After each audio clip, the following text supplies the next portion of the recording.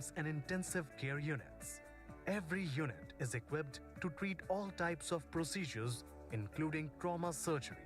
Critical excellence is rooted in our team of doctors who are well versed with the latest advancements, which further complemented by highly trained nurses, paramedical staff. India's largest state's capital, Jaipur, popularly known as Pink City, surrounded by the world's oldest mountain range, Aravalli. It is renowned for its perfect blend of wealthy heritage combined with its imperishable bygone past and cosmopolitan culture. It is recently inscribed as a World Heritage Site by UNESCO. Apart from being the administrative center of the state, Jaipur is the most preferred medical destination.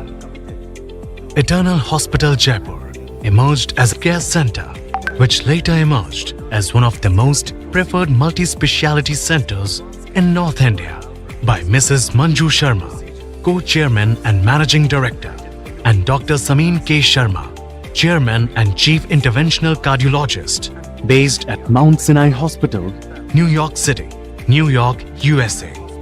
He is also known as Master of Rotabulator. He believes the hospital is driven by a single thrust to provide the best standard in patient.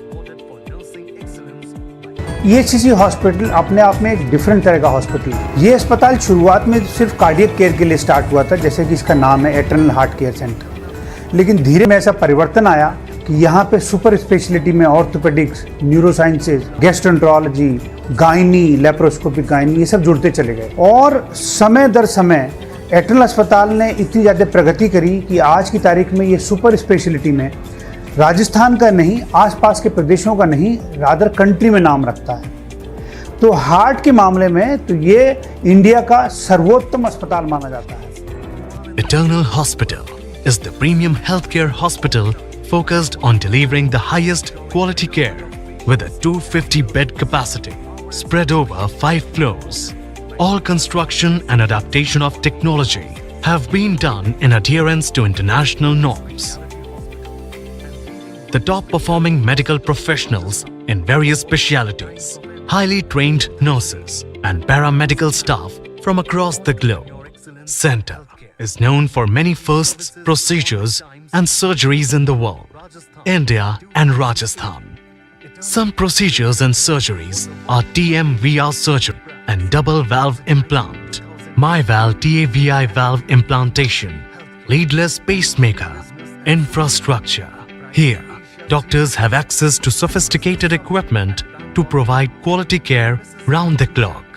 The latest range of equipment ranging from highly equipped ICUs to FD20, most advanced cath lab in Rajasthan, radiology department, path lab dialysis center, wellness section, etc., which are patient-centric, ensures accountability and transparency, which help doctors to give committed time to each patient. Patient rooms at Eternal Hospital are designed to ensure complete patient comfort, which further bifurcated into the suite.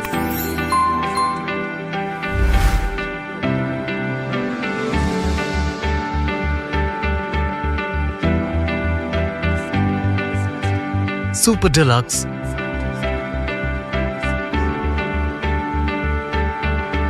and semi-deluxe rooms on twin sharing basis with all possible amenities. Multi-speciality. Eternal Hospital brings the best in over 15 multi-speciality treatment to the state of Rajasthan owing to exclusive services and specialities like cardiology, cardiac surgery, neurology, neurosurgery, critical care joint replacement, spine surgery, nephrology, urology, and many more. It also offers unique services like nuclear medicines, infectious disease department, fast-track surgeries, preventive health department. Our centers of excellence. Besides excellent results in cardiac care, the hospital also offers endocrinology and diabetics, gynecology and obstetrics and IVF, lab medicine and pathology, pulmonology and urology.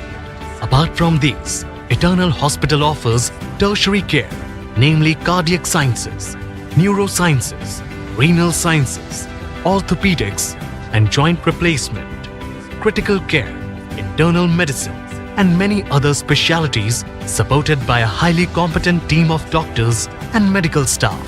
The center has dedicated 7 operation theaters, state-of-art blood bank, comprehensive path lab, sterilization room, Roche 6000, biochemistry analyzer, XIV 556 Max hematological analyzer, coagulation analyzer.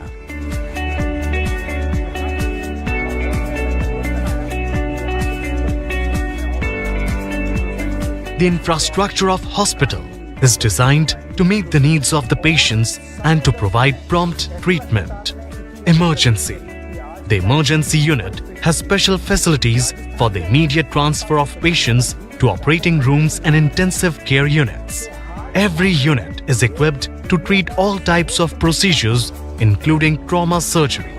Critical excellence is rooted in our team of doctors who are well versed with the latest advancements, which further complemented by highly trained nurses, paramedical staff. An aesthetically inspiring building backed by cutting-edge security with the central monitoring system and consistent pieces of training. It has separate food areas for staff and visitors with the best standards of hygiene. Milestones achieved. EHCC has its vision of being a center of excellence in the area of medicine. We have served a lot of national and international patients. We at EHCC are committed to serving and bringing good health for all. We will always strive to be better than today. Thank you. We are first in the country for HOT CRT, TAVI. His bundle technique CRT procedure, India's first transcatheter double valve replacement in one procedure. First navigation guided balloon sinoplasty in India. We are only center in Rajasthan and fourth in India to implant Impella. The Eternal Hospital has a knowledge-sharing arrangement with Mount Sinai Hospital, New York. It is the only hospital of the state with JCI accreditation. Apart from this, the HOS accredited by NABH, NABL and awarded for nursing excellence by NABH. Ours is the first hospital in the region to perform the highest number of successful transplants. The Eternal Hospital is India's preferred center for excellence from the American College of Cardiology. Apart from providing world-class care, we also provide unique services like liver transplant, trauma care, plastic surgery and more, supported by ultra-modern infrastructure.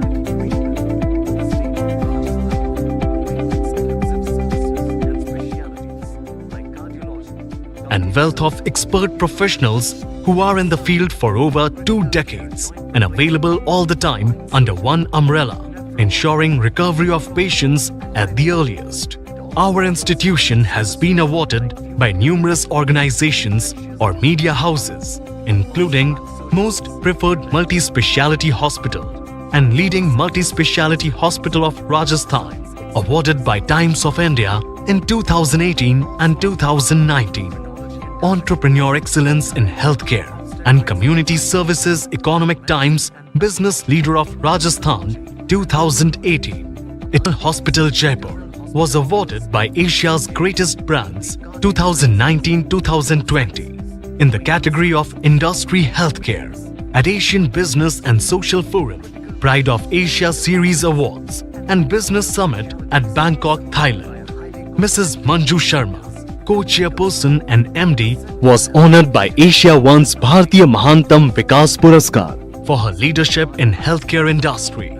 A coverage by Forbes magazine, led by co-chairperson and MD, Mrs. Manju Sharma. Eternal Hospital has been internationally recognized for its top-performing physicians and revolutionary research. Eternal Hospital has been awarded as the best multi-speciality private hospital of Jaipur by The Week magazine In their recently conducted Best Hospital Survey 2020. Dr. Rajiv Gupta ranked first in India and 108 globally in general and internal medicine, is listed among the top 2% scientists in the world for research. Eternal Hospital, a unit of Eternal Healthcare Center and Research Institute, where good care leads and good health follows. Further complemented by highly trained nurses, paramedical staff, an aesthetically inspiring building backed by cutting-edge security with the central monitoring system and consistent pieces of training. It has separate food areas for staff and visitors with the best standards of hygiene. Milestones achieved. EHCC has its vision of being a center of excellence in the area of medicine. We have served a lot of national and international patients. We at EHCC are committed to serving and bringing good health for all. We will always strive to be better than today. Thank you. We are first in the country for HOT CRT, TAVI. His bundle technique CRD procedure, India's first transcatheter double valve replacement in one procedure. First navigation guided balloon sinoplasty in India. We are only center in Rajasthan and fourth in India to implant Impella. The Eternal Hospital has a knowledge-sharing arrangement with Mount Sinai Hospital, New York. It is the only hospital of the state with JCI accreditation. Apart from this, ours is the first hospital in the region to perform the highest number of successful transplants. The Eternal Hospital for Excellence from the American College of Cardiology. Apart from providing world-class care, we also provide unique services like liver transplant, trauma care, plastic surgery and more, supported by ultra-modern infrastructure.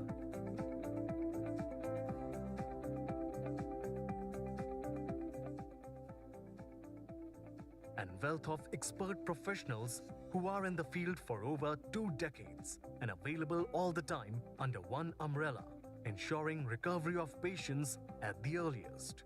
Our institution has been awarded by numerous organizations or media houses, including Most Preferred Multi-Speciality Hospital and Leading Multi-Speciality Hospital of Rajasthan, awarded by Times of India in 2018 and 2019. Entrepreneur Excellence in Healthcare and Community Services Economic Times Business Leader of Rajasthan 2018. Eternal Hospital Jaipur was awarded by Asia's Greatest Brands 2019-2020 in the category of Industry Healthcare at Asian Business and Social Forum, Pride of Asia Series Awards and Business Summit at Bangkok, Thailand. Mrs. Manju Sharma, co-chairperson and MD, was honored by Asia One's Bhartiya Mahantam Vikas Puraskar for her leadership in healthcare industry.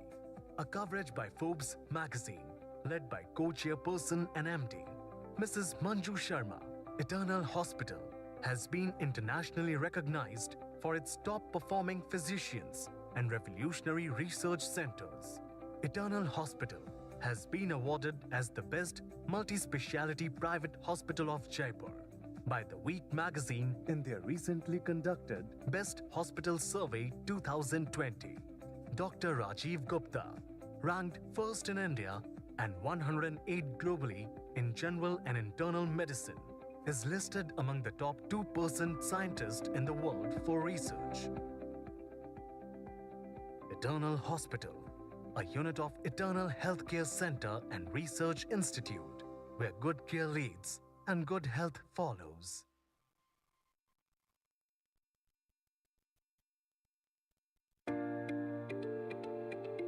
India's largest state's capital, Jaipur, popularly known as Pink City, surrounded by the world's oldest mountain range, Aravalli.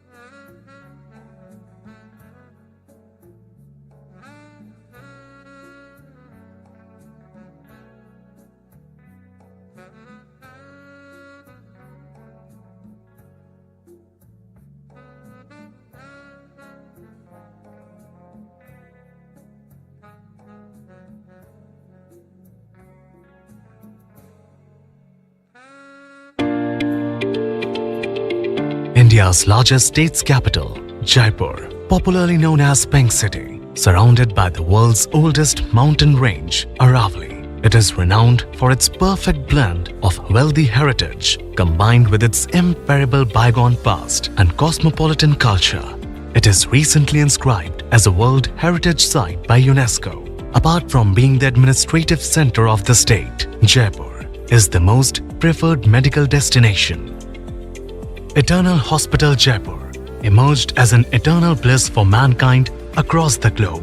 Founded in the year 2013 in Jaipur, Rajasthan, as a heart care center, which later emerged as one of the most preferred multi-speciality centers in North India by Mrs. Manju Sharma, co-chairman and managing director, and Dr. Samin K. Sharma, chairman and chief interventional cardiologist, Based at Mount Sinai Hospital, New York City, New York, USA.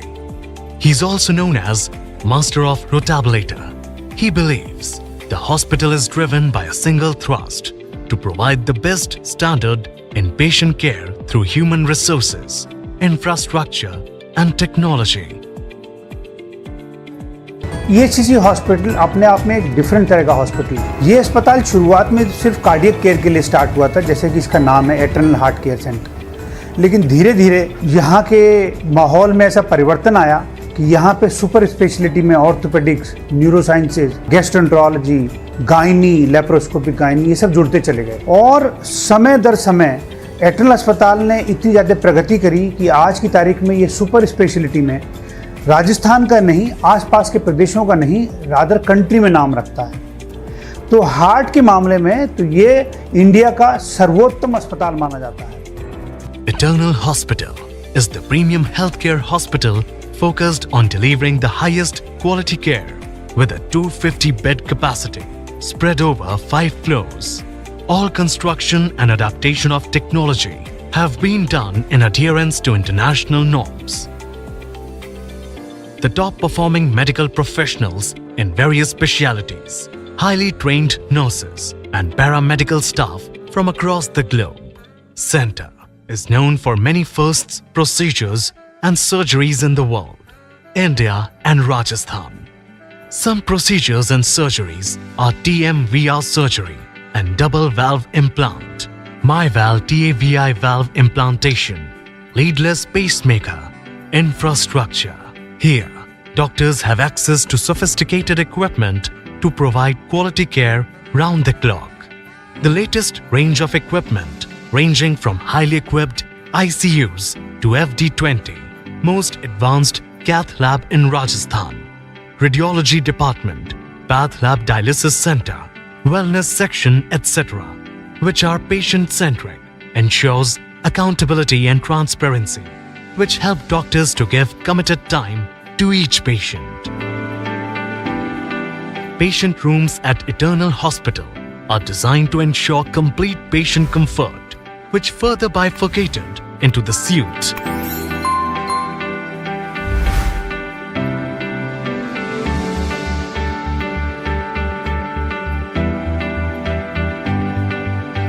Super Deluxe,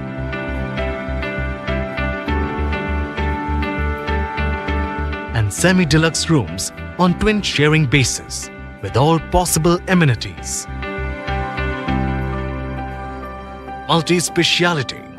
Eternal Hospital brings the best in over 15 multi-speciality treatment to the state of Rajasthan owing to exclusive services and specialities like cardiology, cardiac surgery, neurology, neurosurgery, critical care joint replacement, spine surgery, nephrology, urology, and many more. It also offers unique services like nuclear medicines, infectious disease department, fast-track surgeries, preventive health department. Our centers of excellence. Besides excellent results in cardiac care, the hospital also offers endocrinology and diabetics, gynecology and obstetrics and IVF, lab medicine and pathology, pulmonology and urology. Apart from these, Eternal Hospital offers tertiary care, namely cardiac sciences, neurosciences, renal sciences, orthopedics and joint replacement, critical care, internal medicine, and many other specialties supported by a highly competent team of doctors and medical staff. The center has dedicated 7 operation theaters, state-of-art ICUs, blood bank, comprehensive path lab, sterilization room, Roscovis 6000, biochemistry analyzer, XIV 556 Max hematological analyzer, coagulation analyzer.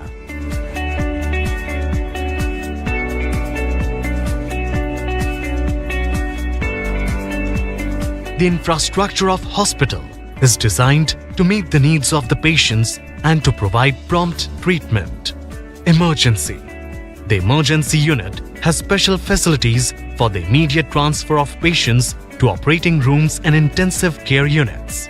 Every unit is equipped to treat all types of procedures, including trauma surgery. Critical excellence is rooted in our team of doctors who are well versed with the latest advancements, which further complemented by highly trained nurses, paramedical staff. An aesthetically inspiring building backed by cutting-edge security with the central monitoring system and consistent pieces of training. It has separate food areas for staff and visitors with the best standards of hygiene. Milestones achieved. EHCC has its vision of being a center of excellence in the area of medicine. We have served a lot of national and international patients. We at EHCC are committed to serving and bringing good health for all. We will always strive to be better than today. Thank you. We are first in the country for HOT CRT, TAVI. His bundle technique CRT procedure, India's first transcatheter double valve replacement in one procedure. First navigation guided balloon sinoplasty in India. We are only center in Rajasthan and fourth in India to implant Impella. The Eternal Hospital has a knowledge sharing arrangement with Mount Sinai Hospital, New York. It is the only hospital of the state with JCI accreditation. Apart from this, the hospital is accredited by NABH, NABL, and awarded for nursing excellence by NABH. Ours is the first hospital in the region to perform the highest number of successful transplants. The Eternal Hospital is India's preferred center for excellence from the American College of Cardiology. Apart from providing world-class care, we also provide unique services like liver transplant, trauma care, plastic surgery, and more, supported by ultra-modern infrastructure.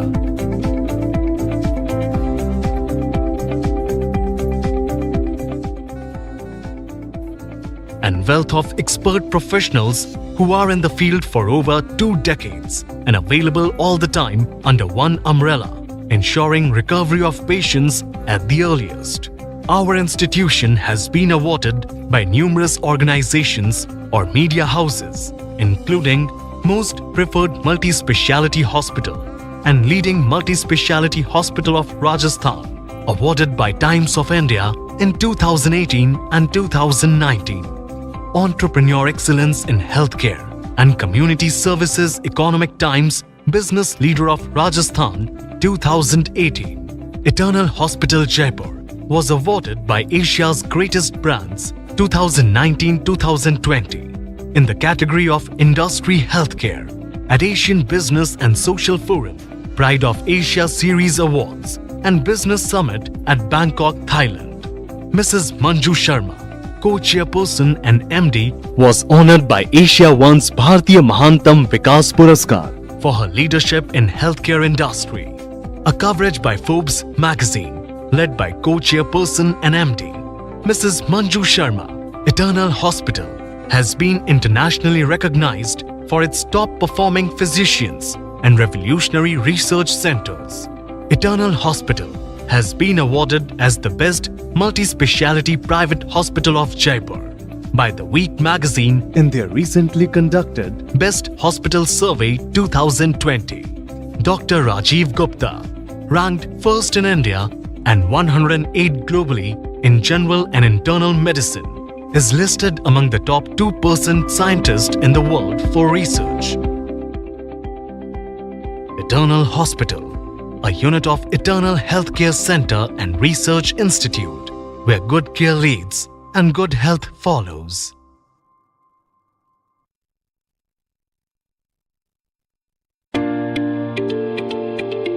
India's largest state's capital, Jaipur, popularly known as Pink City, surrounded by the world's oldest mountain range, Aravalli. It is renowned for its perfect blend of wealthy heritage combined with its imperishable bygone past and cosmopolitan culture. It is recently inscribed as a World Heritage Site by UNESCO. Apart from being the administrative center of the state, Jaipur is the most preferred medical destination. Eternal Hospital Jaipur emerged as an eternal bliss for mankind across the globe. Founded in the year 2013 in Jaipur, Rajasthan, as a heart care center, which later emerged as one of the most preferred multi-speciality centers in North India by Mrs. Manju Sharma, co-chairman and managing director, and Dr. Samin K. Sharma, chairman and chief interventional cardiologist, Based at Mount Sinai Hospital, New York City, New York, USA. He is also known as Master of Rotabulator. He believes the hospital is driven by a single thrust to provide the best standard in patient care through human resources, infrastructure and technology. EHCC hospital अपने आप में एक different तरह का hospital है। ये अस्पताल शुरुआत में सिर्फ कार्डियक केयर के लिए स्टार्ट हुआ था, जैसे कि इसका नाम है एटर्नल हार्ट केयर सेंटर। लेकिन धीरे धीरे यहाँ के माहौल में ऐसा परिवर्तन आया कि यहाँ पे सुपर स्पेशलिटी में orthopaedics, neurosciences, gastroenterology, gynae, laparoscopic gynae, ये सब जुड़ते चले गए। और समय दर समय एटर्नल अस्पताल ने इतनी ज़्यादा प्रगति करी कि आज की तारीख में ये सुपर स्पेशलिटी में राजस्थान का नहीं, आसपास के प्रदेशों का नहीं, रादर कंट्री में नाम रखता है। तो हार्ट के मामले में तो ये इंडिया का सर्वोत्तम अस्पताल माना जाता है। Eternal Hospital is the premium healthcare hospital focused on delivering the highest quality care with a 250-bed capacity spread over 5 floors. All construction and adaptation of technology have been done in adherence to international norms. The top-performing medical professionals in various specialties, highly trained nurses and paramedical staff from across the globe. Center is known for many firsts, procedures and surgeries in the world, India and Rajasthan. Some procedures and surgeries are TMVR surgery and double valve implant, MyValve TAVI valve implantation, leadless pacemaker, infrastructure. Here, doctors have access to sophisticated equipment to provide quality care round the clock. The latest range of equipment ranging from highly equipped ICUs to FD20, most advanced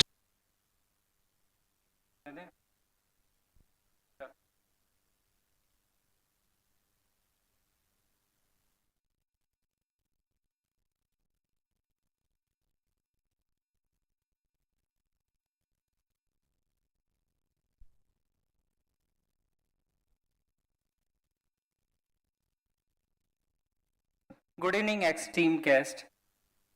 I, Nitesh Tiwari, extend a warm welcome to each of you to Eternal Heart Valve Symposium, a physician's perspective, in partnership with API. It fills me with pride to witness the gathering of such esteemed professionals united in our shared commitment to advancing cardiovascular care. At Eternal Hospital, we stand as a beacon of medical excellence driven by innovation and dedication to patient well-being. With over 4,500 TAVI procedures performed by our esteemed heart team, we continue to set new standards in cardiac care. Tonight, we embark on a journey into the latest advancement in structural heart disease with a focus on heart valve disease.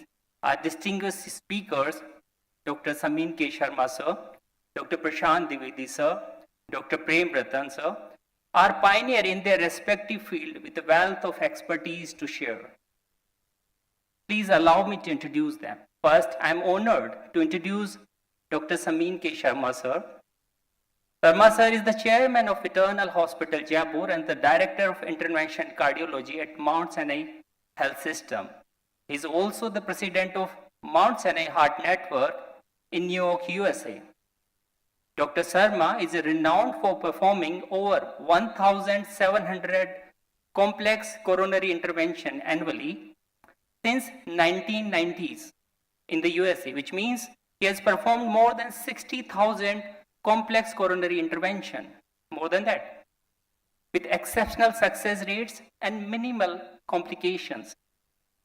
He has also completed over 3,500 TAVI cases and 300 plus mitral clip procedure, making him a global authority in this domain.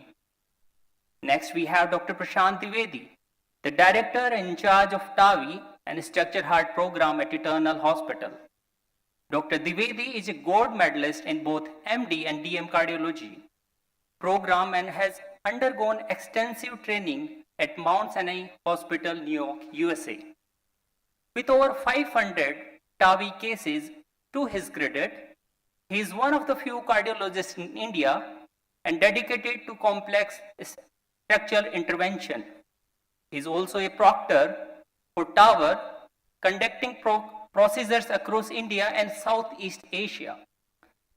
Last but not the least, Dr. Prem Ratan Degawat sir, the Associate Director of TAVI Structured Heart Disease Program at Eternal Hospital, and the Director of Mitral Tricuspid Valve Therapy.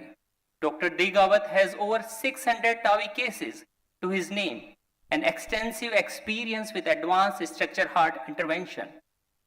His research and practice in Europe has further enriched his expertise, making him one of the India's leading specialists in the field. As we delve into discussion on the latest innovation and we bridge the gap between America's advancement and their implementation in India, specifically at Eternal Hospital, we explore the transformative impact of minimally invasive procedure like TAVI and mitral clip, shaping the future of patient care. I extend my heartfelt gratitude to our esteemed speakers for their invaluable contribution to each of you for your presence and participation. Together, let's embark on this enlightening journey towards advancing cardiovascular care and improving patient outcomes. Without further ado, it's my honor to first invite the chairperson of the first session.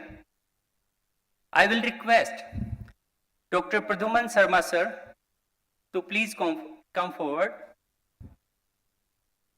And I request Dr. Prashant Dwivedi sir to give him a bouquet.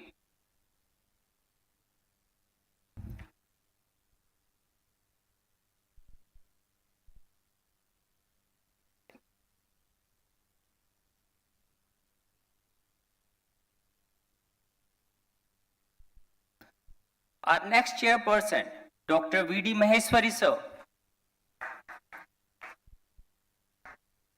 We request Dr. V.D. Maheshwari sir to come forward, and I request Dr. Prem Ratan to give him a token of gratitude by presenting a bouquet.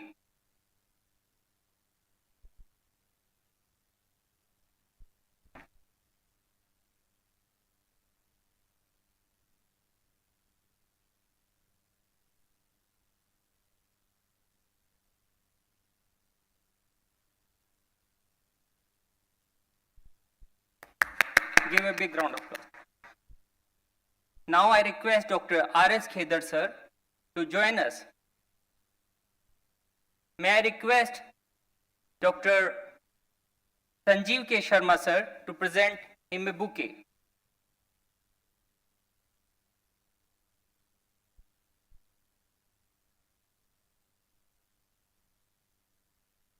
Give a big round of applause.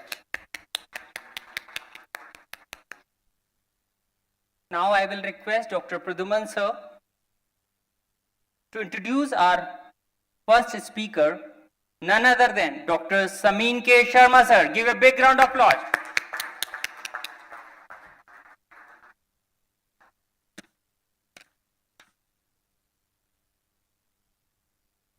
Let me welcome Dr. Samin.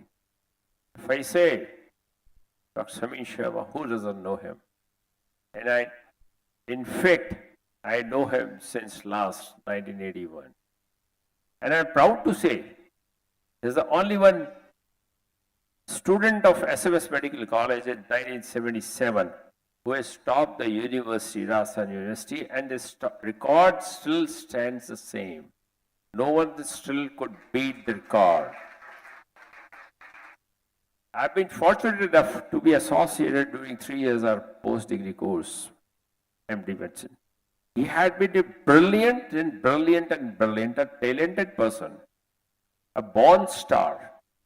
And I could see he was managing both the wards at the same time with an extreme dynamism.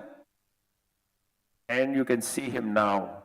We all welcome Dr. Samin Sharma. And in fact, he has been present in 176 countries through his tele approaches, and with 18,000 participants. He has co-authored 3 books, 330 articles, 420 abstracts, 15 book chapters. Very, very proud to have him over here. I welcome Dr. Samin. Thank you, Pradhuman, and it's a great, we have a very good, okay, let's start. The little different today, as you saw, we'll be talking about structural heart disease or structural heart intervention. And we'll try to educate in the next 80-90 minutes in various aspects of this field, what it is, what is being done globally, like let's put America, and then what is being done in India and Rajasthan and ESCC Jaipur. So this is the field which I would say the interventional cardiology, and what I would do, more important, you probably have heard the terminology of TAVI, replacing the aortic valve with a transcatheter procedure, transcatheter intervention, TAVI or TAVR. But I'll try to emphasize on more because my other colleagues, Prem Ratan and the Prashant will talk about more of the TAVI and so. But I will try to give what this field is all about. So interventional cardiology, as you can see, has grown quite a bit in every aspect.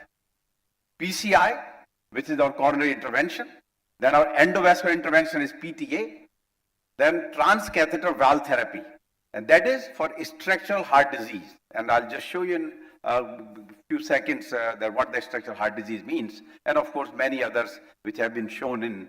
We're working on every aspect of the body, even for obesity, we can go into the gastric artery and embolize and make the patient lose weight.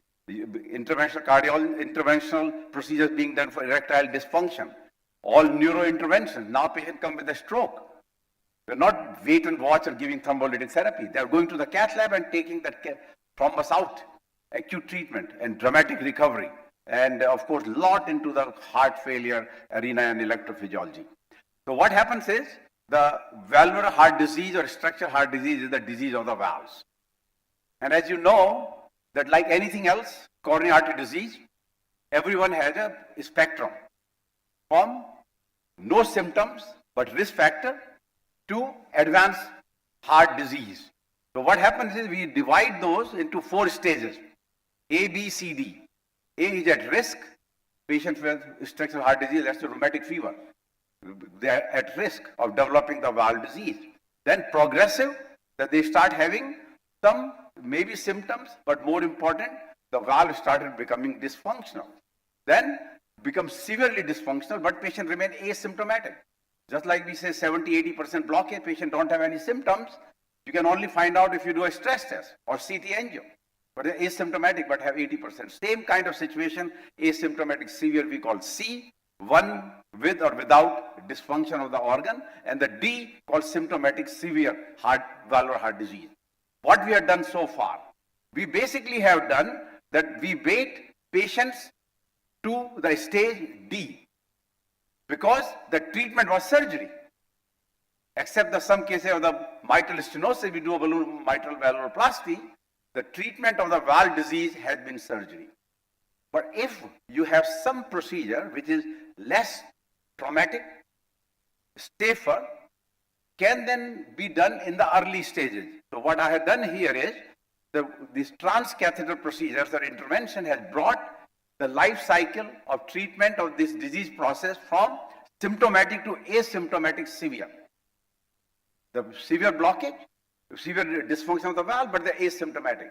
But all, because once you become a severe valve dysfunction, even you fix it, heart never recovers completely. So try to go back even earlier stages, that it's significant, but still not severe yet. So what has done the transcatheter procedures, the 4 valves, the mitral, pulmonic, aortic, and tricuspid.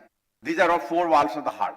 All these 4 valves, except the mitral, some cases with the mitral valvuloplasty I mentioned, everything, disease of them require open heart surgery until, I would say, 10, 15 years ago, or for many of them even now.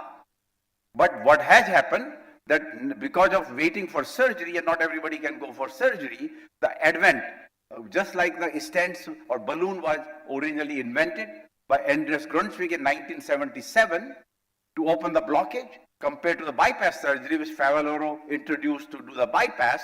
So same way, so can we do replace the valve without surgery? And this actually goes with he was a radiologist, Anderson, did a lot of sheep experiment from 1989 to until 2002, 13 years of work, till the first case of the aortic valve replacement was done live on April 16th in France by Alain Cribier. And this is basically was that if you can replace the valve, what are you going to do in the future? And I call him Alain Cribier as the father of transcatheter valve therapy, or you call it a non-invasive valvular heart treatment of this. Unfortunately, he died on January 18th, but he really made a legacy, just like the Andreas Grundtvig did the legacy of the intervention, that he started this field. So of the 4 valves, what I put it color-wise, which have changed, because last year was some were yellow, some were green. Green basically means that we had done trials and they're clinically approved for clinical use. Red means we actually used to be yellow for the tricuspid, but just got 2 months ago, it also became green. So first one was the pulmonic valve. Specific cases, particularly for pediatrics, replacement of the pulmonic valve, Melody was the Medtronic, then came the aortic valve. First was the Sapien, then became Medtronic, and now every other company does it. Actually, in India, Merrill has a major share of 50% of these procedures done here. Of the 400, almost 200 done with the Merrill valve, which is the my valve, which I contributed. I worked to make that valve, did initial cases and finally got approved by our government. And then the tricuspid valve, we are a little behind. Replacing the mitral valve completely without surgery, I still put it red. Will take few more years, but within that mitral, one type, which is the leakage of the mitral valve called mitral regurgitation, we do a tear, transcatheter S2S repair. Simple word we use, mitra clip. The repair of the mitral valve with transcatheter means called tear. 2 types, mitral and there is a Pascal, but whole concept is that you can repair them without need for surgery, but not every case. Some cases still, because we don't have a full replacement of the mitral valve available yet. But the trials are ongoing, and that's what I'm going to show you where we are. So just to say, all 4 valves can be taken care. We have done work since clinically, I would say, from 2002, now 2024, 22 plus years have worked, which has brought approval by the FDA of the pulmonic, aortic, tricuspid, and the mitral clip. Only one left is the mitral valve replacement. So simple aortic stenosis, we all know, is a disease of elderly. Of course, rheumatic aortic stenosis does occur, but that also number has gone down significantly. And if you remember from medical college time, school time, that once you develop aortic stenosis, your survival is less than 5 years. If you have heart failure, die within 2 years. And the angina, 3 years, syncope, 5 years, it still remain true. And it's a disease of the elderly patients. Now, not the rheumatic aortic stenosis is not that common, but it's not uncommon. We do an angiogram on a patient 90 plus years age, coronaries are normal, but have a severe aortic stenosis. My father actually died about 2 years ago. I did his angiogram at age of when he was 83, no CAD, but just had the aortic stenosis and then had a surgery at that time. Just to say, a lot of these patients just have a aortic stenosis, which is one of the very common disease, need to be diagnosed by various testings, by echocardiogram, by CT, and then we have a particular numbers when we call a severe aortic stenosis based on the gradient, valve area, and velocity. And if your heart function is decreased, we give dobutamine stress echo to make those criteria, because this is a severe group. So this is where the trials have been done. But then other trials have been done to the moderate group or asymptomatic group. So this is where we call severe aortic stenosis. The treatment in the past used to be surgery because it has shown to prolong life, improve patient symptoms, and over the years, which actually surgery was a dominant treatment. If you could not do surgery, 15 years ago, we used to balloon aortic valvuloplasty, palliative, but last for about 3 to 6 months. But what we do now, replacing the valve, as you see here, catheter coming from the groin, going here, 2 types of valve, balloon expandable, self-expanding, and original valve remains there. Same concept what we do for coronaries. What we do to the plaque. Majority plaque remains against the stent, remains in the wall, and then we just put the valve there, and many of them have been approved, which are being used 3 in United States. So now this is just one case. I basically wanted to share. This patient has, sorry, okay.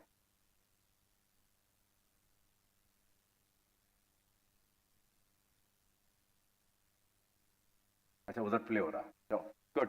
So you see that we go through and put the valve across and then inflate by pacing it at 180 so valve doesn't move, and then once it is done, this is procedure done. No need for scar, particularly patients who already have a valve surgery before. Valve do degenerate in about 10 to 12 years. It comes very handy, very simply. Go through various approaches, go from the groin, all the many other approaches shown here. The one which is being done now is the transcarotid. That you go from the carotid artery to replace the valve. So only 2 types of approaches we are using at Mount Sinai, either by the groin or by the transcarotid. And this procedure is done very commonly now, almost 8,000 cases done in the United States every month. So close to 100,000 cases are being done. And just to say, this is where the treatment, so this is a surgical valve. Now look at this, in the beginning, when we are doing this, the tower line, that until it reached to about 30,000 for first 5-10 years, no decrease in the surgical valve occurs. Why? Because those patients in the past were getting nothing. So it really created a field to save patients, improve their life, in particular these cases, which will be discussed a little more. And of course, who should get surgery versus TAVI? It all depends. In United States, at present, 82% of cases, we did our analysis last year, the 82% of aortic stenosis patient at Mount Sinai, about age of 55, getting the TAVI. 82%. 18% getting surgery for some reason because the aorta is dilated, they have aneurysm, or they have concomitant coronary artery disease. And how we got there, we did so many trials, which have been published in multiple journals, that 8 randomized trials established the efficacy of TAVI, non-inferior to SAVR or in various STS risk group and lower length of stay. Many of them showed superior and safer outcome than surgery. So that is why it became the treatment of choice. Except one trial did show that higher stroke, but only one trial. But now TAVR has become the dominant and safe and preferred default strategy in management of severe aortic stenosis patient. So now the question comes, which patient should go for surgery? That's the issue in basically America. In India is a different, because the cost issue. There is a difference of the cost, about 4 lakh rupees versus 18 lakh rupees, although now with some, particularly the MyValve, we can offer to patient within 10 to 12 lakh rupees only, very financially, and it works very well. Just major data of a trial comparing American valve, just presented, it called landmark trial, presented last week. Excellent results. The valve looks very good. Any valve up to 10 years, as good as surgery. Overall valve degeneration is very small, and we decide which patient go for surgery versus TAVR based on various factors. Young age, aortic dilatation, other coronary artery disease, probably should go for surgery. One of the big things we always worry about, having a stroke, then we use a special device nowadays to capture the debris and take the embolic material which goes to the brain, take it out, just like we do for vein graft intervention. We have the same filter. You capture them and take out and decrease the chance of a stroke.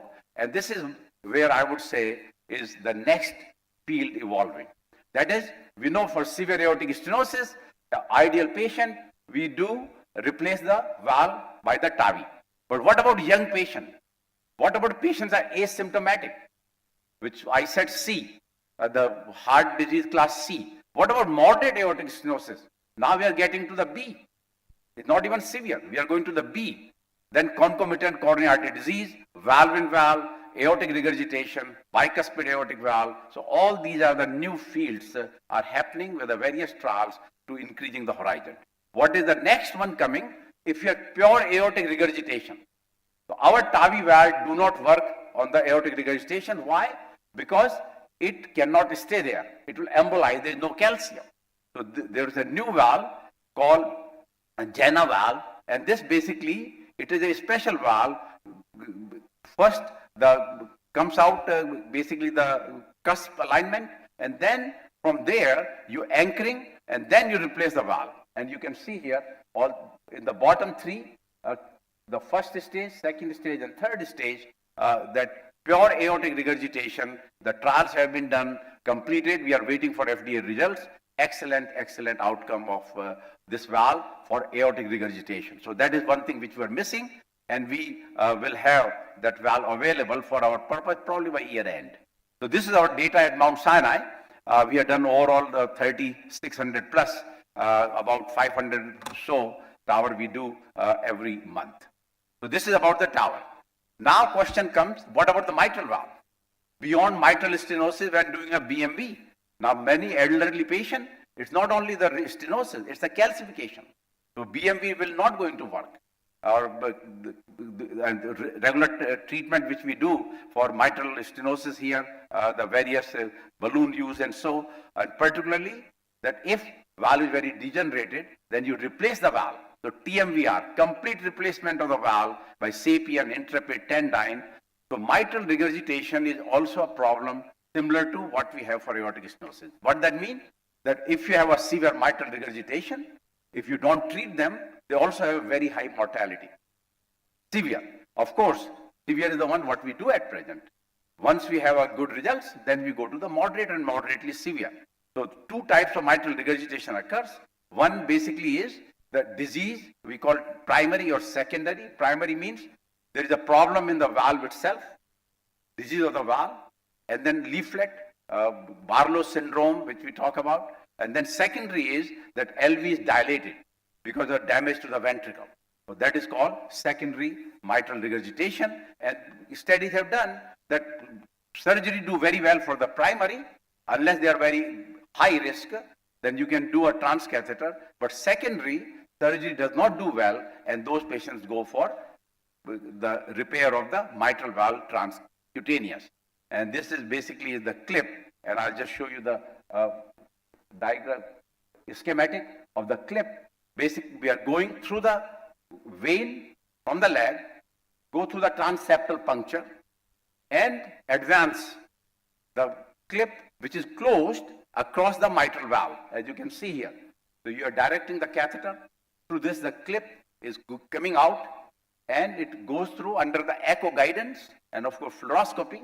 You try to go through the valve, and then once you have gone further down, then you open the clip, the anchors, and then you try to grasp those clip, the leaflets, because those are causing the leakage. So once you have gone through, is it clearly required which direction you need to move for them, then you bring them back and then close. If you're happy, you can leave the clip. If you're not happy, you can readjust. Try to decrease the leakage even further. So here, you see there is still a lot of regurgitation. So you go into a different position, and once you are done, clip is left and the regurgitation decreases by echocardiography, and sometimes you require 2 or 3 clips. So what we have done is, first we did in a patients with severe mitral regurgitation, compare them with surgery, and overall data showed, and this is the equipment with various knobs there, which showed how to move the clip in one other direction. When original trial was done, comparing the clip with surgery, what happened about 18% of cases, the clip did not work. Did not work, those patients went for surgery. But once you've gone out the first 6 months, 12 months, identical outcome with the clip versus surgery. So overall, what the message is, that if you have good response to the mitral clip, your long-term data are excellent and shown.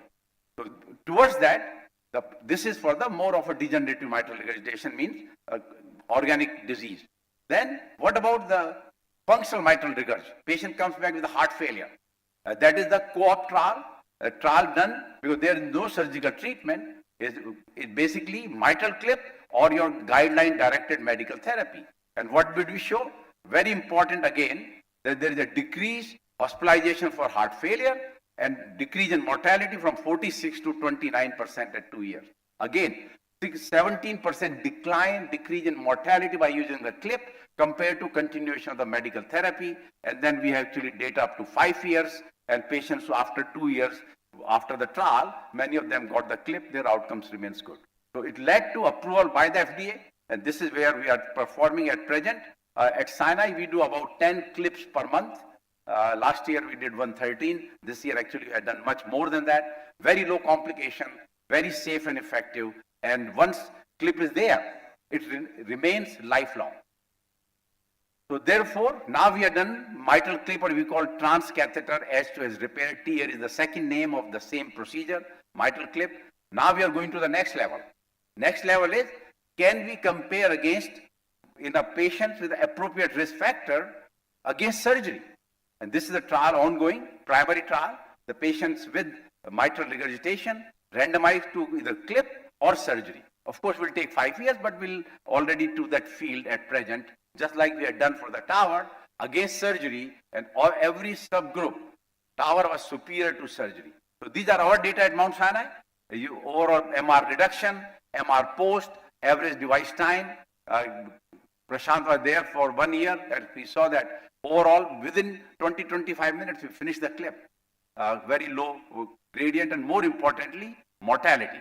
These are the national data on the black, and the blue is Mount Sinai data with a 30-day and 1 year mortality. Super outcome of this clip procedure, and very safe in expert hands. So clearly should be done. Only issue is, there's no Indian made clip yet. They are making it, but at present it's very expensive. It costs about 30 lakh rupees. Only one company allowed here. There's a second company called Pascal. That was the Abbott mitral clip. Then there's a State Edward company has the Pascal. Also the clip, little different design, but works very well. And this they have shown by their study, works quite good. The procedure is similar, equipment is similar, slight difference, but it's a different device. They have shown the data comparison, Pascal versus mitral clip, and overall have shown that yes, outcomes are equal for both of them, except that the mitral clip takes a little less time compared to the Pascal device.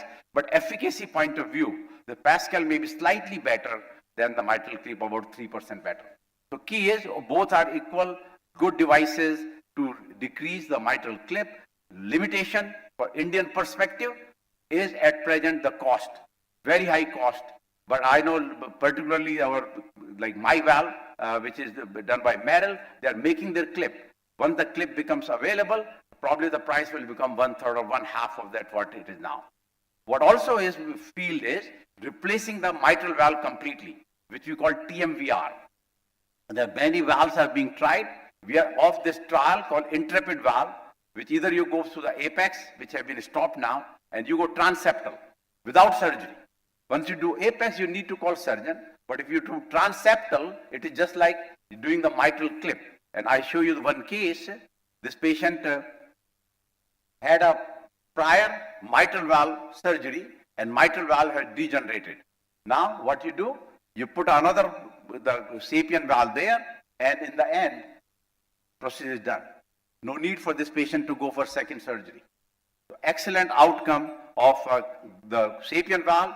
We actually have the Intrepid 1 year data, superior, very good results, no regurgitation, and this is still undergoing further refinement. We had to have a head-to-head comparison first before it can be approved by FDA, so it still be at least 2 years away, and it's not available in India at present. So TMVR at present is not available in India. We also do about 8 to 10 cases per year of the TMVR, but not that common. But many of them, as I mentioned, 10 plus with the clip, very safe and being done very well. Then we come to the last valve, is the tricuspid valve. The tricuspid valve is a kind of a forgotten valve. People did not believe it that it can give the trouble, but we know patients who have tricuspid problem, particularly tricuspid regurgitation, they also have a very bad outcome. And therefore, a lot of work has been done on the tricuspid valve to repair the tricuspid, just like mitral clip, we call edge-to-edge repair, or do you replace the tricuspid valve by using Evoke and Sapien with TTVR, which has been just approved. So just to say, mortality of the tricuspid valve also very significant. If you have severe tricuspid regurgitation, it could be trivial, mild, moderate, and severe. Severe, look at this, almost 80-90% mortality at follow-up, and also very common disease. Surgical point of view, there has been no difference. They're always at 12% mortality over many, many years. So transcatheter, we have used multiple devices working on various aspects of the tricuspid valve to decrease the tricuspid regurgitation, and two of them, one, the clip, and secondly, the replacement of the valve. So clip, you can see here, it's kind of a similar what we showed for the mitral. But now this is on the right side.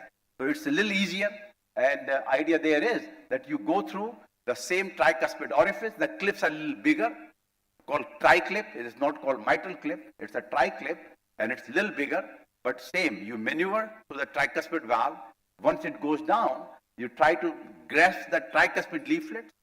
You felt sometimes require 2 or 3 clips actually, because tricuspid valve is a bigger valve than the mitral. And once you grasp them, you decrease the regurgitation, and at that time, you can release the clips. And that basically is end of the procedure.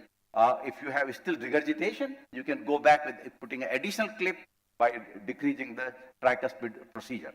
So this, the tri-clip is just made available in India. But before it was available, we were using mitral clip. But mitral clip is not that big, so you really need a tri-clip to have a, see the fork of this clip are bigger than the mitral because the tricuspid valve is bigger, and idea, but the concept is the same, that you grasp the leaflet and you cinch them, decrease them, so regurgitation decreases, and you disconnect and they leave it there. So this looks like multiple knobs required to placement of the clips. There are various of them. The trial was done to show it was benefit compared to medical therapy, and that approved by FDA in February of this year, tri-clip. So tri-clip, we actually did last year about the 12 of them, but since approval in March, last month in April, we did 11 tri-clip. So just to say, we did about 10 to 11 mitral clip and 10 to 11 tri-clip at Mount Sinai. While last year we did 12. Only reason was because now it's approved by FDA. So it's clinically available. Patients with a tricuspid regurgitation, surgeons don't want to touch those cases, but those patients symptomatic, ascites, leg edema, cirrhosis, all trouble can be taken care safely by using the tri-clip, which is again available in India. Now, then the replacement of the tricuspid valve. The valve is the Evoke. It's also the Sapien, the Edwards company. And basically here is that you are going to go through the tricuspid valve. The design require what it looks like very simple at this time, but it has gone through multiple iterations in last 5-10 years to get to the exact valve design which is going to work or which work. And that's what required for the data, long-term data, at least 2 to 5 years of the follow-up for patients to show that valve remains steady, does not embolize, and effective. And this is how you'll see, once you are in position, you bring it at the level of the tricuspid valve. There are anchors below, so they will keep it. Because this comes with the various sizes. Based on the size, you use that particular valve, and then you unsheath it. So basically, release, it's a balloon expandable, self-expanding, and it will just expand into the tricuspid annulus, and you disconnect, and comes out. So this is what surgeons will otherwise do. So this actually have gone through various trials, evoke a very good system, good delivery, regurgitation almost disappear, and this actually has gone to the trial called TRISCEN, which led to the approval of the device, showing excellent results compared to medical therapy, and that was also approved by the FDA a few months ago. So it's Edwards. I spoke to the Edward team that when are they going to bring the both Pascal as well as the Evoke in India. They think it will take another 1 year. So because they can't even manufacture. They unexpectedly got approval sooner than they expected. So they got approved in February, but they had not. Only 2 cases have been done. We'll be doing Evoke valve next month because they cannot manufacture. They were not ready to sell it. So this is like good thing for the company, but of course they are doing a lot of their production, and India probably will get this Evoke valve by next year. They say probably second quarter of next year. So just to sum up, these are the Mount Sinai last year of the structural interventions. Transcatheter we did 785, the TAVI, mitral clip, TMVR, TriClip, then BAV and BMV, temporal ablation, ASDPFO closure, left atrial appendage closure. These all are part of the structural or transcatheter heart intervention, and we were the only center in New York which did 500 of the tower and 100 of the clip, making it number 1. To sum up the last, just to say that interventional cardiology, the future, the next 5 years will explode with more meaningful changes than at any time in the history of interventional cardiology, largely from the transcatheter heart interventions, and making procedure safer, ambulatory, and majority of cardiac valve procedures will be done non-surgically by 2030 in patients over 65 years of age. So this field is really, really going very forward, and there has never been a better time to be an interventional structural cardiologist, I want to say. And we do teach, just like our coronary cases, we do every other month structural cases, teach globally, any of the new procedure which comes in. We show to our audience, big, about 25,000, per month in 170 plus countries, has been a great, and India actually, both US and India are neck to neck in terms of the highest our audience. With that note, thank you very much, and I'll stop here. Wonderful. More awesome. There used to be a time then open heart surgery and the patient has to be in hospital for months and all. And at the home probably with another 2 years for the recovery. Now it takes only a few days. Yeah. It is not the machine which is important. It is the man behind the machine. And awesome presentations and extremely good work you have done it. And what a great service you are doing to the humankind and to the needy people. And at what cost? I've been just listening to you what the cost you're doing at the ESCC and what we've been in the United States, not even the 1/10. You can perfectly come out with the medical tourism. So, all congratulations. Beautiful. Thank you. Thank you.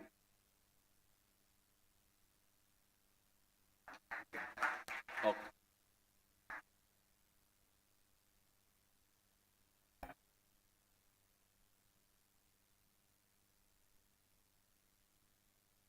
Thank you very much, Samin sir, for a wonderful presentation. I will request Dr. Pradyuman to welcome Dr. Samin for he will chair the next session. So I will request you to present a bouquet to Dr. Samin. Thank you.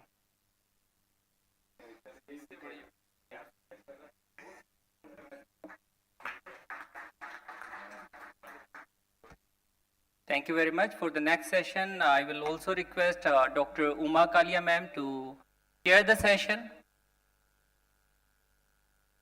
Dr. Anup Dhankar sir from Kekadi, may I request sir, if you can please chair the session. Dr. Shiv Singh Meena sir from Savai Madhupur.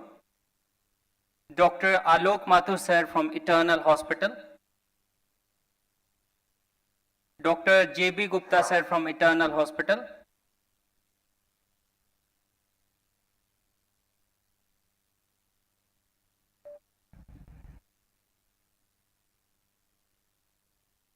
So, may I request Dr. Prashant sir for the next presentation, and I will also request Dr. Prashant sir to present a bouquet to Dr. Uma Kalia ma'am, Dr. Anup Dhankar sir, and Dr. Shiv Singh Meena sir.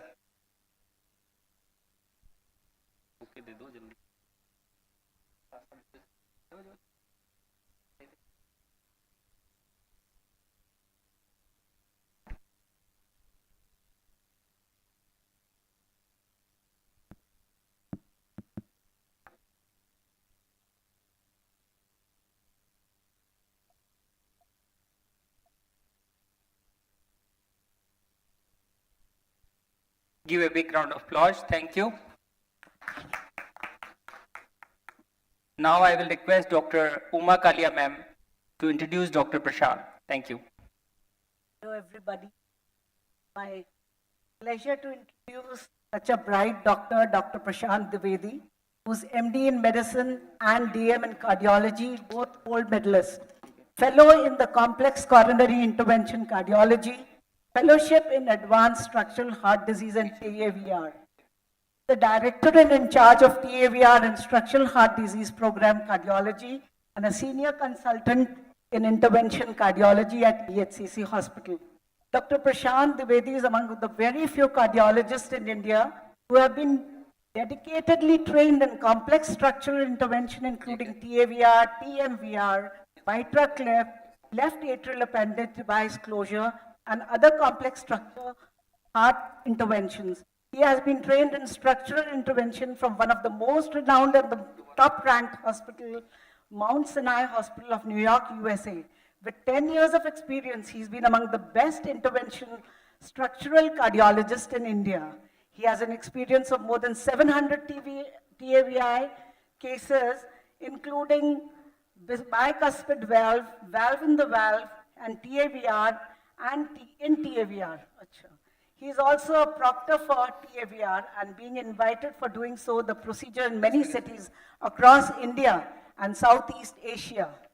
His other expertise are complex coronary angioplasty, including left main intervention, bifurcation intervention, CTO intervention, calcified coronary angioplasty, including rotablation, orbital atherectomy, laser, IVL ventricular assist device, including Impella, ECMO, and IABP.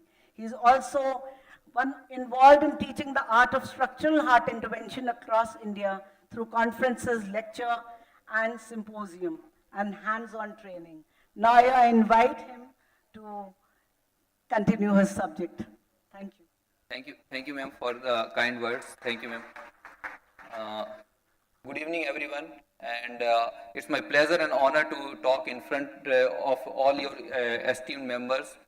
So after the wonderful talk by Dr. Samin Sharma sir over the recent advances in the structural heart intervention, I'm going to talk about the non-surgical heart valve intervention. Where do we stand? Where the ESCC is standing and where the India is standing. So when we talk about the structural heart intervention, so there are three different aspects of structural heart intervention. It includes congenital, it includes valvular, and it includes some other advanced structural heart intervention.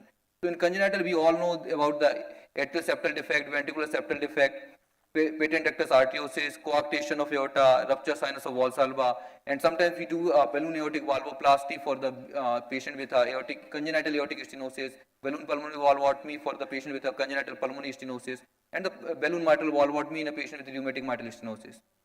So what are the advanced structural heart intervention? This has been already highlighted by sir. So, and what are other advanced structural heart intervention are, these are left atrial appendage device closure, some are alcohol septal ablation for HOCM, hypertrophic obstructive cardiomyopathy, and the paravalvular leak closures.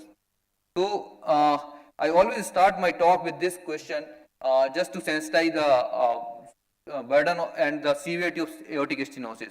So, just a simple question, which one has the best prognosis? That is the maximum 5-year survival. Prostate cancer, breast cancer, ovary cancer, colorectal cancer, lung cancer, or symptomatic aortic stenosis. So, any guess?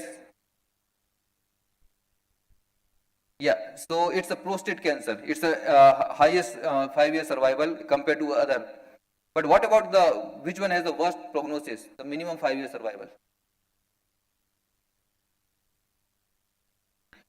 So, the answer is symptomatic aortic stenosis. So it's surprising, but this is true. So the survival rate of untreated severe aortic stenosis is worse than the lot of metastatic cancer, including lung, breast, prostate, ovary, and the colorectal cancer. So whenever a patient who is diagnosed with a severe aortic stenosis has to be treated as early as possible before the time lapse. So I am going through a case of a severe aortic stenosis. This was a 75-year male patient presented in emergency in a gasping state. His blood pressure was 70 millimeter of mercury at the time of admission, and ABG shows severe metabolic acidosis. He found to be an acute decomposite heart failure with a cardiac shock, and he was in NYHA class 4. Immediately resuscitation was started, patient kept on ventilators, vasopressor started, high dose vasopressor, and all supportive measures were taken. Echo shows severe aortic stenosis, valve area of 0.3, that is critical aortic stenosis, and the EF was just 20%. And the creatinine was borderline is 2.1. And this was the echo which shows a critical aortic stenosis with a velocity of more than 5.5, even if 6.1 millimeter per second. So after 24 hours in ICU, patient becomes conscious, alert, but is still on ventilator.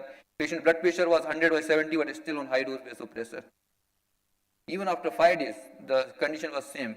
Patient was unable to wean off from the inotropic support for last 5 days. So then what should be done next to bring him out of ICU? So being a critical aortic stenosis, it's a mechanical problem, and the patient will not survive until the aortic valve open. So mechanical problem has to be open mechanically. So surgical consultation done for surgical ABR, but due to advanced age, low ejection fraction, and the cardiac shock, very high risk for surgery and denied for surgery. So what to do now? So as sir already mentioned, the natural history of aortic stenosis, when the patient becomes severe aortic stenosis, then there is a very rapid downfall in the average age of the patient. So 2 years, 3 years, and 5 years if the patient develops angina, syncope, or failure. So 5-year survival rate in a patient who is medically managed is hardly 20% over a period of 5 years. So this is important, that if the patient, without proper and timely intervention, severe aortic stenosis patient may die within a period of 2 years. So what if the patient with severe aortic stenosis replace valve timely? So you can see this graph that if the patient doesn't get treatment, the survival is hardly 2 to 5 years. But if the patient get a proper treatment at the time, the natural history becomes changed. Patient may live the life as a normal person. So the invention was started from, it was the April 16, 2002, from dream to reality. It was the first in men transcatheter aortic valve replacement was done by Alain Kreber in France, and that patient was the similar patient like this patient. So coming back to our patients, so her team evaluation was done, discussion was done between the cardiologist, cardiac surgeon, cardiac anesthesia, and the cardiac imaging specialist, and we decided to go for a rescue transcatheter aortic valve replacement, because something like a rescue PCI, rescue angioplasty, rescue primary PCI, this is something like a rescue transcatheter aortic valve replacement. So family were counseled, agreed for the procedure, cardiac CT done, analyzed, and planned accordingly. CT scan was done, evaluated, and then angiography was done, and it shows normal angiography, but the severe aortic stenosis. So we took the access from the groin, then we advanced the large sheath across the groin, and then we take some pictures of the valve, and then we cross the valve with the wire, and then we pre-dilate the valve. We make some space with the balloon so that the valve becomes open slightly, and then we go with a valve, and we pace with at the rate of more than 180 of beats per minute during the valve deployment, so that the valve doesn't move here and there. And then immediately after the procedure, the valve started functioning. And total procedure time, just 45 minutes. And post-procedure, gradients were 0, and on echo, there was no aortic regurgitation, and on table, patient blood pressure raised to 130/70, and no conduction disturbances. Post-tower recovery, in next 6 hours, patient becomes off vasopressor. In 24 hours, patient extubated. In 48 hours, EF improved from 20 to 40%. And on day 3, patient shifted to room, and on day 4, discharged to home. So this is how the magic of this therapy. So until few years back, these patients used to die without any interventional or a surgery. But in last 15 years, the biggest innovation in cardiology is the transcatheter valve replacement. And the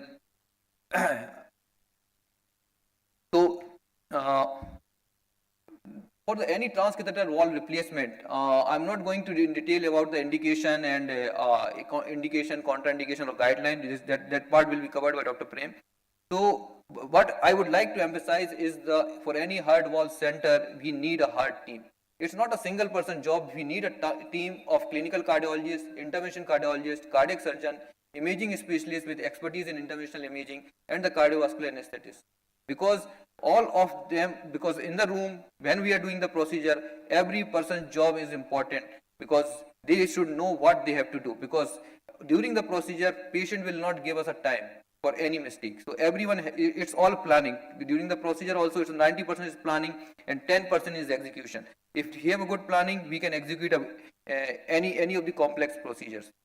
So usually what we do in heart team meeting is we make a decision making whether the patient will benefit from the transcatheter aortic valve replacement or the surgical aortic valve replacement. And depending on the patient clinical profile, depending on the CT scan analysis, depending on the other comorbidities. So then we decide whether the patient would get benefit best by the surgical aortic valve replacement or the transcatheter aortic valve replacement. So what all transcatheter valve interventions are being done at Eternal Hospital. So let me go through one by one. So transcatheter aortic valve intervention in native tricuspid aortic valve we are doing routinely. It's a common practice not only in India, across the world. Then transcatheter aortic valve replacement in native bicuspid aortic valve. So many patients who come to us having a bicuspid aortic valve. In most of the randomized controlled trial, bicuspid valves were excluded because of the complexity of the aortic valve lesion, calcification, aortopathy, and many other risks associated with the procedure. But now we can do bicuspid because in India and Southeast Asia, almost 30 to 40% of the patients are having bicuspid aortic valve. So we have to do these patients because otherwise patient will not have any other options. So then can transcatheter aortic valve be done in patient with a prior surgical aortic valve replacement? So many times the patient already have a surgical aortic valve, and then over a period of, especially if it's a bioprosthetic valve, over a period of 10 to 12 years, these bioprosthetic valve started degenerated. And then what to do? Because opening a chest again, a second redo surgery is having a relatively very high risk than compared to this transcatheter aortic valve replacement. So many times we replace the valve without open heart surgery. So you can see these are the 3 dots which is representing the prior surgical aortic valve, and we are putting another self-expanding transcatheter aortic valve within that prior bioprosthetic surgical valve. So what about the aortic regurgitation? Though it's being done only in a selected cases, because we still don't have in India we don't have a dedicated valve for the aortic regurgitation, but many times we can do it with these contemporary aortic valve, transcatheter aortic valves. So, but it is to be done only in a selected patient, not as a routinely in all patients of aortic regurgitation are for the transcatheter aortic valve replacement. So this is a patient with a severe aortic regurgitation. You can see before the procedure and after the procedure there is no AR, and the procedure is same as before, but it also has some challenges during the procedure, especially in the patient with aortic regurgitation. Till the time we don't have a Jena valve or J valve, we will still be doing these cases with aortic regurgitation with these contemporary valves. Now, what about the mitral valve? What all therapy do we have in ESCC and in India? So we all know about the mitral stenosis. We all know about the balloon mitral valvotomy. It's being done for a long time. Then what about the mitral regurgitation? So we have 4 different options for the mitral regurgitation. We can do the transcatheter edge-to-edge repair, which includes mitral clip, and we still don't have the Pascal. Then transcatheter mitral valve in valve, transcatheter mitral valve in ring, and transcatheter mitral valve in MAC. So this is the case of transcatheter mitral valve in valve under general anesthesia and the transesophageal echo guidance, where the patient already have a mitral valve replacement in past with a bioprosthetic valve, and after 10 years it has been degenerated. So we did this procedure without open heart surgery over a period of 1 to 1.5 hours, and patient went home in next 2 to 3 days. Then what about the transcatheter mitral valve ring? So transcatheter mitral valve replacement in a ring is relatively challenging than the mitral valve in valve. But we did the first case in India of transcatheter mitral valve ring in ring on 18th of March 2023, and this was the first case in India with a sapien valve. Then what about the TMVR in MAC? So sometimes the mitral valve having a significant calcification, and that calcification leads to either a significant mitral regurgitation or the significant stenosis. So in those patients, and these patients sometimes are very high risk or having a prohibitive risk for open heart surgery, and so in those patients sometimes we can do the transcatheter mitral valve replacement in a patient with a severe calcification. Then what about the mitral clip? So this is a case of 78-year female with a severe secondary mitral regurgitation with an EF of 35%, and we did this mitral clip procedure, and the procedure time was just 45 minutes. So this is the pre-clip. You can see the mitral regurgitation before the clip, and you can see how much significant reduction in the mitral regurgitation in this patient after the clip. Then what about the tricuspid valve? So we have certain devices now for the tricuspid valve. We still don't have the evoke valve, but we have a trick valve. And so what is trick valve is basically because of the tricuspid regurgitation, there is a back pressure in the IVC and superior vena cava, and this back pressure is basically leads to significant symptoms, especially in the pedal edema, gastric abdominal distension, liver congestion, and all. So sometimes what we do is we put 2 valves, one in the IVC, one in the superior vena cava, to decrease the reflux of the blood into those IVC and SVC and increase the forward flow towards the heart, towards the pulmonary artery. So, this one was the valve replacement in the SVC, and this one is the valve deployment in the IVC. Then sometimes the patient already have a tricuspid valve replacement by the surgeon in past, and sometimes these, if it's a bioprosthetic valve, and they also degenerate over a period of 10 to 12 years. So we can still replace these transcatheter by the transcatheter techniques. These we call as a TTVR, transcatheter tricuspid valve replacement. There is valve in valve. Then what is about the pulmonary valve? Most of the patients with a pulmonary valve problem comes to us are those patients who are younger patient, between 20 to 30 years of age, and these patients are those patients who has been operated for the tetralogy of Fallot in past. So in these patients, the pulmonary valve, pulmonary stenosis, infundibulum, these are stenosed, and sometimes whatever the conduit has been placed in past, it has degenerated. So we have replaced few patients with a pulmonary valve inside those conduit, and the results are very good and successful. So you can clearly see that we are placing a valve at the level of pulmonary valve. Then sometimes what happens, surgeon put the valve and there is no leakage across the valve, but there is leaking started on the side of the valve. There is known as paravalvular leak. So in the past, many of times patient has to go for again open heart surgery for these leaking valve. So you can see this valve is functioning good. There is leakage from the side of this valve. So you can see this valve is okay, but there is on the side there is a big defect. So recently we did this. We closed these defects with some devices that is known as AVP devices, that is vascular plugs, and we can close it without any open heart surgery, without any general anesthesia. And you can see this is the final position, and before and after there was a significant reduction in this paravalvular leak, and patient is continuously doing great. Then there are certain other advancement. These are left atrial appendage closure, especially in the atrial fibrillation. We already know that the most of the time in atrial fibrillation, the stroke, the source of stroke is embolus and is thromboembolic, and the thromboembolic stroke most of the time coming from the left atrial appendage. So what if we close the left atrial appendage? It will give us a two benefit, because if the patient is on atrial fibrillation, he has to take a medication for the blood thinner to prevent the thromboembolic phenomena. So, and sometimes these patients cannot take these blood thinners because of the risk of higher bleeding risk. So, to avoid this, especially the patient who is having a higher bleeding risk, these patients can be put on the left atrial appendage device closer. Then sometimes we do the device closer of atrial septum, ventricular septum, and the PDA also. Then sometimes we do the patent foramen oval closer also. And we can do the elko-septal ablation in a patient with a HOCM. So this is one of my favorite picture. So this is a patient of 88-year-old who came from Mumbai for the transcatheter aortic valve replacement. And immediately after 2 hours, you look the patient in ICU. He is enjoying reading his novel and wearing his specs. So this is how the therapy has advanced. Immediately after 2 hours, patient can do whatever he wants to do.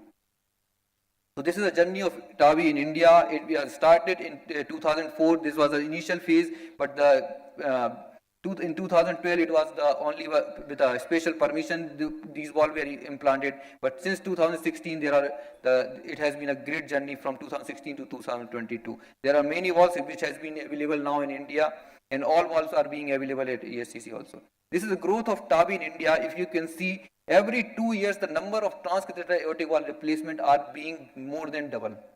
So if in 2017 it was 250, in 2019 it's more than 574. In last year, January 2023, it's almost 2,700 procedure, and we are expecting in 2024 it will be more than 3,700. So the therapy is being accepted by the patient, and it's doing a promising job. So we have all the types of valve replacement, and many times we do depending on the patient profile, we select which valve is best for the patient, and that's how we. This is the first case of transcatheter aortic valve replacement with Made in India valve with my valve 29th of June 2017 by Eternal Hospital Jaipur by Dr. Samin Sharma. So and this therapy has advanced. This my valve has advanced not only in India, across almost more than 70 countries in the world. So this was the tower in the oldest patient in India and the third oldest patient in the world. We did, and the credit goes to Dr. Alok Mathur sir, because it was his patient and he convinced that patient has to go for this aortic valve replacement. This was the first case in India of TMBR and ring. We did it on 18th of March 2023. This was the 87-year-old female where we did the transcatheter aortic valve replacement as well as the leadless pacemaker in the same setting. This was the first case in North India and the second in India. This was the pulmonary embolism, first case in North India with the Lightning 12 penumbra system. This was the first case in India of open transatrial TMBR, landmarks in past. Our mission is always to teach, treat and train. So what about to do? So patients coming across India and out of India for heart valve intervention, almost more than 20 states from the patients has already been come. There is Asia, they come, we teach them how to do this therapy, how to implant the valve, everything from basics to advanced, and then they learn here, and then they went home and then they start program there. So it's not about we are only limited to at our center. We are having we are teaching and across the India.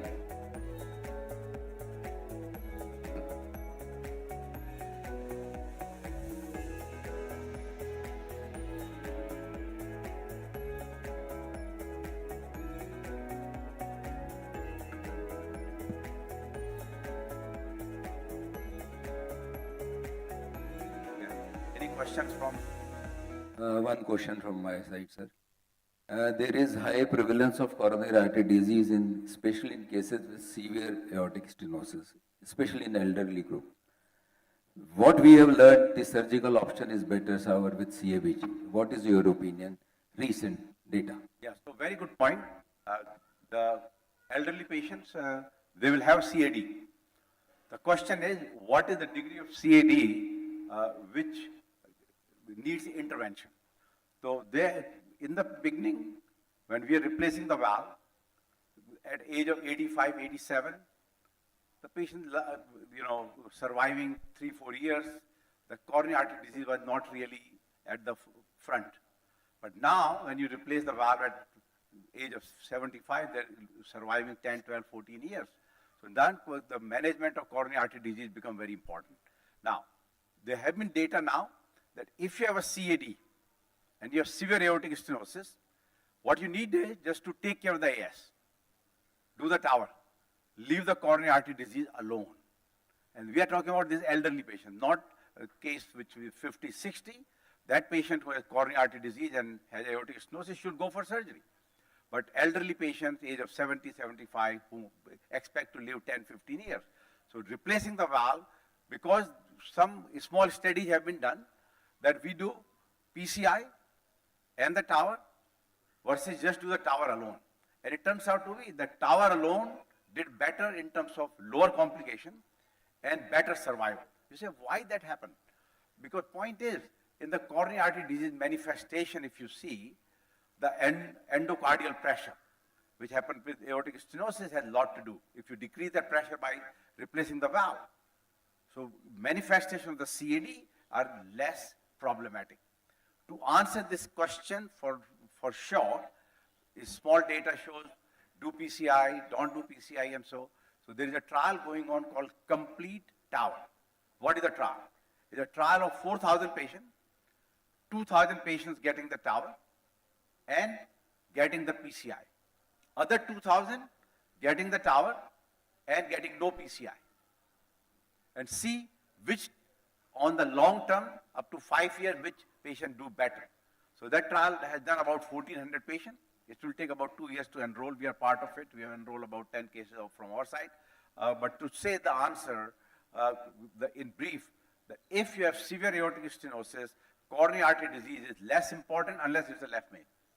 So even many times, which we used to do, early time, we do a PCI, then tower, or tower first, then PCI, all eliminated. Just do the tower and do the PCI, patient present with acute syndrome when needed. So it's a little different than surgical. When, of course, these patients, if they go for surgery, when you do the aortic valve replacement, they will do the CABG no matter what. Because there's no trial to show that you leave the PCI alone and just replace the surgical valve. Because once you're going for surgery, doing the surgery, the bypass surgery is automatic. But for the tower field, it's a little different. And I think it's more to do with the hemodynamics, which changes after the valve. So therefore, impact of the coronary artery disease becomes less important. So, and that is what we practice. We leave many of the CAD alone, just do the tower, and some of these cases may require PCI later unless some big trial shows that the PCI at the time or with the tower is beneficial or harmful. Now, if you need to do PCI, there are other data also that if you have really significant CAD and you need to do a tower and then you feel you're not comfortable, you need to do PCI, the most of the data showed do the tower first, then after 1 to 3 months later, then do the PCI. Never do both of them together, although some people do, but that's a little extra because you're giving more blood thinners and patient has not taken your loading dose and so. Or do it before, which we used to do practice-wise, but it's shown that better do the tower and then do the PCI 1 to 3 months later. So that is what we practice at present. One case he told me, was saying that valve and ring was done. Why was it indicated? Yeah, for the mitral valve. So question is, the mitral, the TMVR, the trials which are ongoing, if it's just the regurgitation, then you put the clip. But if you have prior valve, the prior mitral valves could be two. One is the ring. At the time of the mitral valve repair, they put the ring, or they did the mitral valve replacement. At that time, surgical mitral valve replacement or valve and ring. Or third type of mitral disease, which is going for the TMVR, is the calcific called MAC. So if you take all three of them, your best results so far of the TMVR is when you are doing the TMVR for the bioprosthetic valve degeneration. The outcomes are excellent, very low complication, 95% success rate. But if you have a ring, and then ring depends whether it's a circular ring or it's an incomplete ring, so a lot of factors comes in. The second outcomes are of the TMVR in the valve and ring. So valve and ring outcomes are a little inferior, but the worst outcomes are TMVR in the calcific valve. But point is, this we are using the Sapien valve, not the approved valve yet. All the trials which I showed, like Tendyne and Intrepid, which we are at present enrolled, those are the different valve. Those are the full valve made for replacing the mitral valve, and all these patients are excluded from it. They are being done for the calcific mitral valve only. They're not testing for the valve and ring or valve and valve.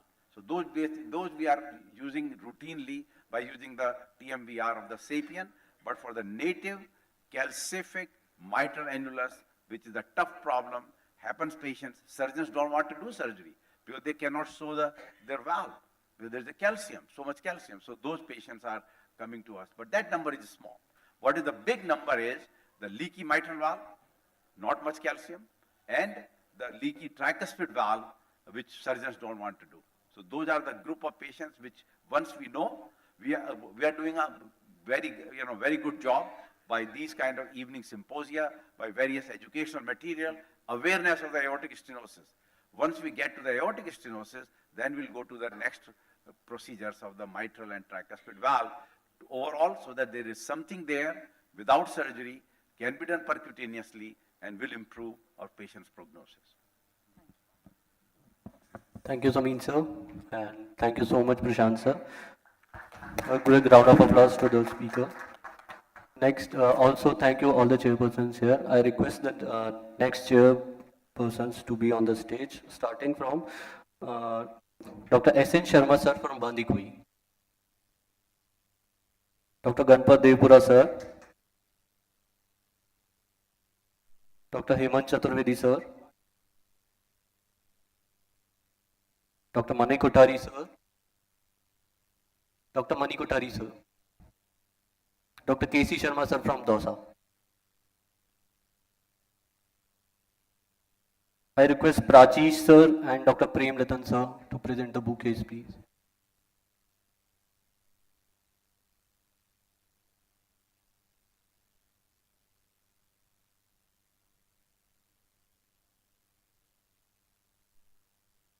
Dr. Prachish sir, CEO Eternal Hospital. So requesting Prachish sir to present the bouquet, starting with Dr. Ganpat Devpura sir.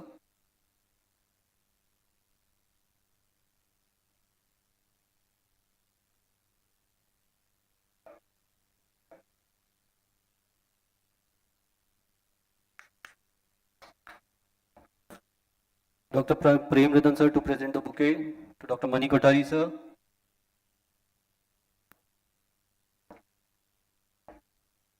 Dr. S.N. Sharma sir.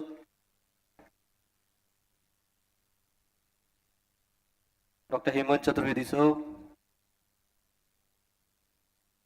And to Dr. K.C. Sharma sir.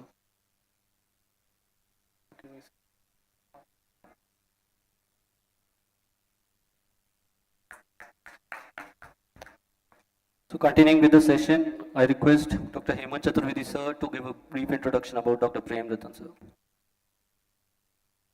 Good evening, all of you. So I would like to introduce Dr. Prem Ratan Degawar, who is among very few cardiologists in India who has been trained and certified in the TAVI, MitraClip, TriClip, TMVR, LA appendage closure, and other structural heart interventions. He has an experience of more than 600 TAVI cases, including bicuspid aortic valve, valve in valve, and TAVI. His research work is on how to perform safe TAVI in around 2,000 TAVI cases in Europe. And he has been trained in calcified coronary angioplasty, including root ablation, orbital atherectomy, laser, IV lithotripsy, ventricular assisted device, including Impella. He is a certified implanter also. And for ECMO, IABP, paravalvular leakage closure, and other structural heart intervention at the renowned Institute of Europe at IRCCS, Italy. With more than 15 years of experience, he has been among the best coronary and the structural heart specialists of India. He is also a proctor of various structural heart procedures across the India. So now I would like to invite Dr. Prem Ratan Digawat.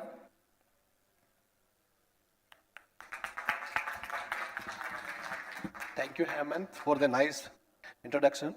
And I'm honored and privileged you all to have on this symposium. I'm not wasting much time because I know that I'm in between your drinks and my presentation. So I'm just going to start, and I know that everything has been explained by Samin sir and Dr. Prashant. I'm just giving you just a brief idea that what you have to do if a patient of aortic stenosis comes to you in terms of physician perspective. So that it has been all has been explained. The severe aortic stenosis is the worst prognosis. And what is aortic stenosis? As you all know, aortic stenosis is basically thickening of the aortic wall that lead to decreased LV outflow into the aorta. So whenever they're thickening, there is a reduction in the cardiac output, there will be symptoms. So it is well known that aortic stenosis is thickening of the aortic wall with a reduction in the LV outflow. So it has been all been explained that last 20 years, there is a remarkable innovation in the field of transcatheter intervention, and it is a continuous process of innovations. This is Alan Krieger.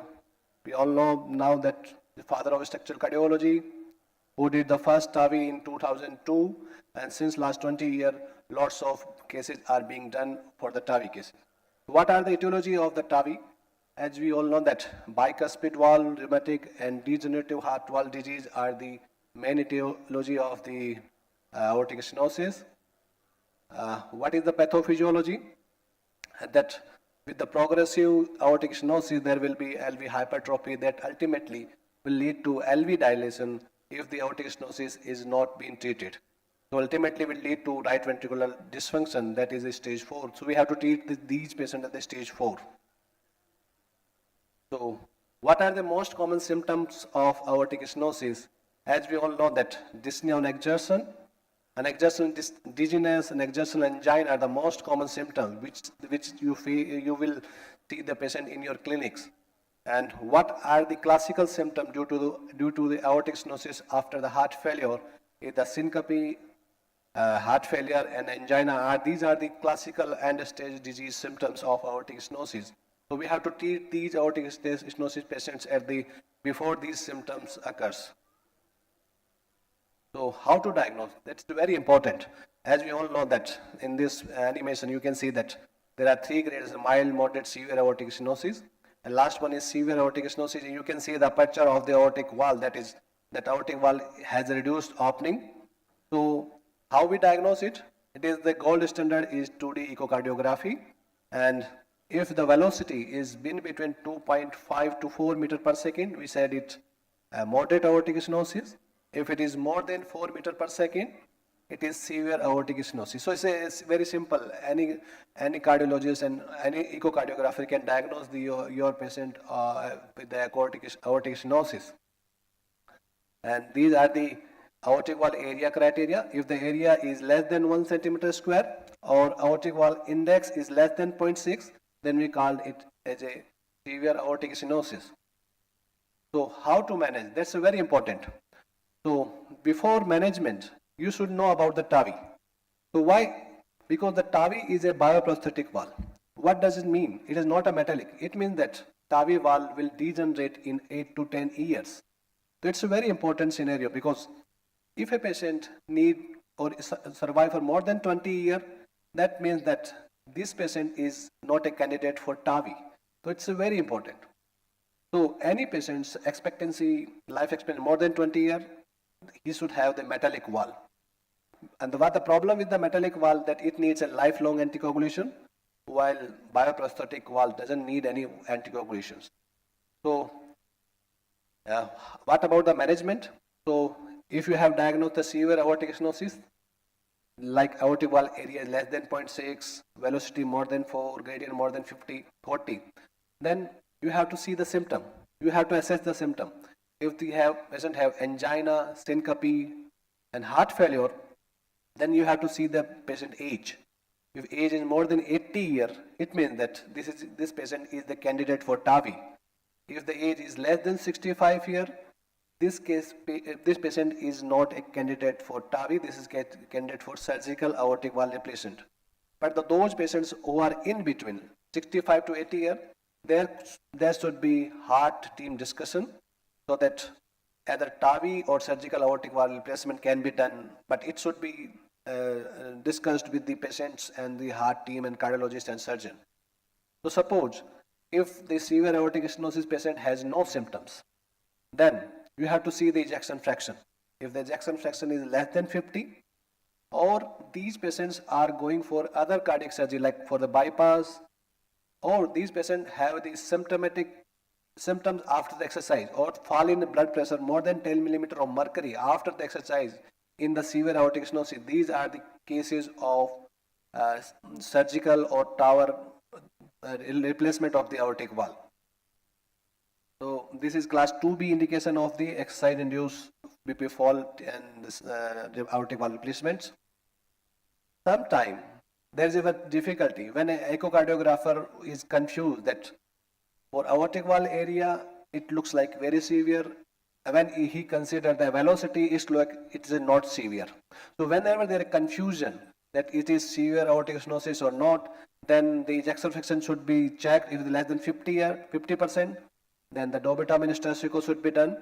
And if in the dobutamine stress echo, the aortic valve area decreases or doesn't increases and velocity increases, it means that it is severe aortic stenosis. And if the aortic valve area increases more than 1 centimeter square, it means that it is not a severe aortic stenosis, it is moderate aortic stenosis, and these patients should be medically managed. So it's a very important slide. And you will face these patients in your clinics whenever there is a doubt about the aortic stenosis severity.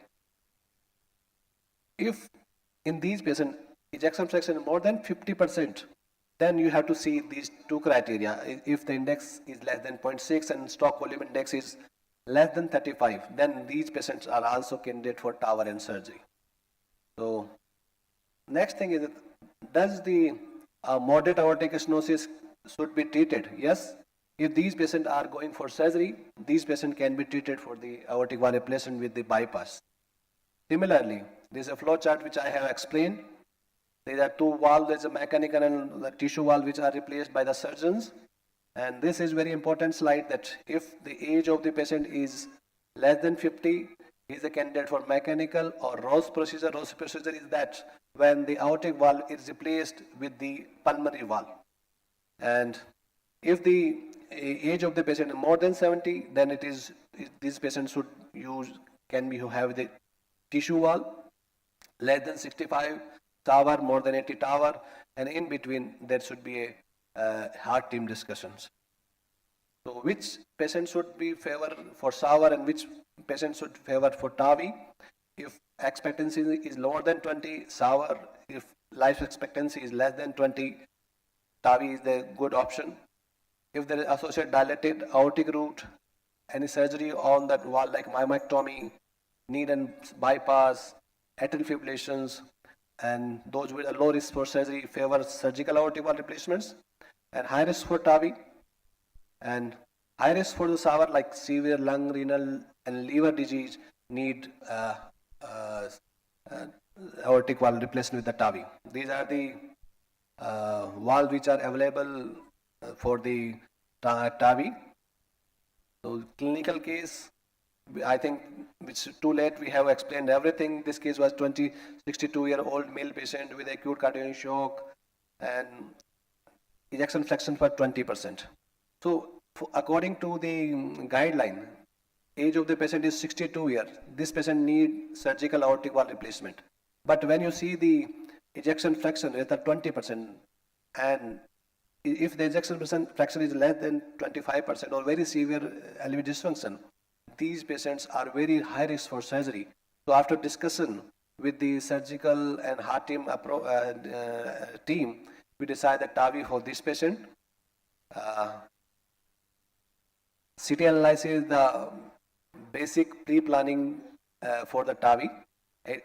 By the CT analysis, we decide that which valve, what size of valve to be implanted in which patient. So it's very important to analyze the CT analysis. And they say that we have the software that after this CT scan, we can analyze the peripheral CT scan, the which vessel, where to where, like right or left femoral or right or left subclavian, carotid.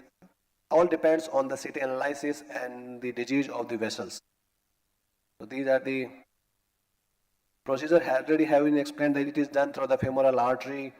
We do with the hardware into the LV cavity. And after this hardware, this is the simple procedure animation that how these procedures are being done very effectively. This is a self-expanding wall, this is called the core wall. And you can see in the left side of animation that how easy to deploy these wall. So you can see that in left side animation and right side is the real-time video. And the beauty of this wall is that this wall works immediately. And most of the time we have seen that if a patient has ejection fraction less than 20%, on table ejection fraction improved from 20 to 40% in many cases. So these valve works immediately, and this is the self-expanding valve, and this is the balloon expanding valve, which all valve we are doing here. And this is the ProGlide device, which closes the aortic, closes the puncture site without any stitch on the skin. We just device put a suture on the artery, not on the skin. So it's a very useful device for us. And that's all. And this is very important. Follow up OPD in how you follow up your patient of TAVI in your OPD. So this is for 3 to 6 months. We give normally dual antiplatelet therapy, aspirin for lifelong. If atrial fibrillation is associated with the TAVI, then we have to give the oral anticoagulations. And in the OPD, you have to see the symptoms. You have to follow the symptoms.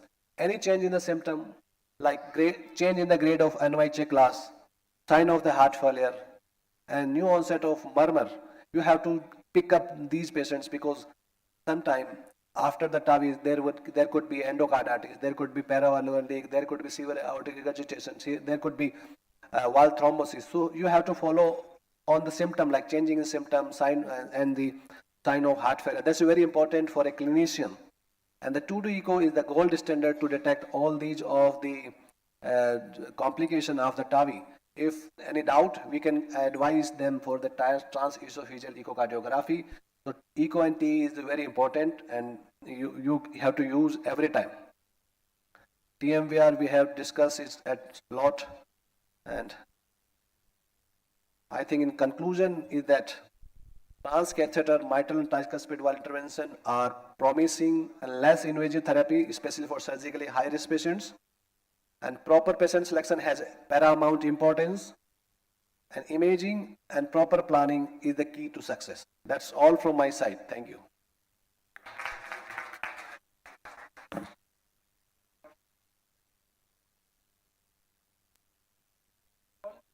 Around 20 years, according to Dr. Ratan. The TAVI valve degenerate in 10 years because we don't have the data beyond the 10 years. 10 years. So it takes time because surgical valve, you know that they works for 10 to 15 years, we have data. But after 10 years or after 2 or 4 years, we would have the data that these valve also works for more than 10 years.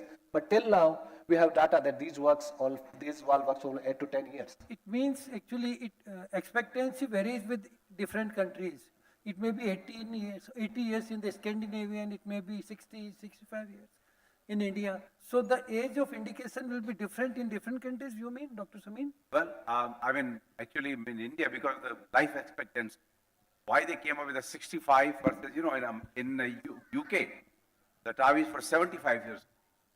Here is the 65 to 85. 85, everybody gets TAVI. 65, less than that get the surgery. 65, 85 died.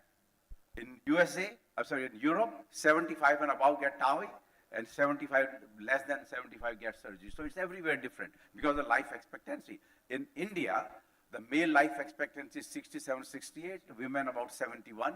In America, it's a 79 and 83.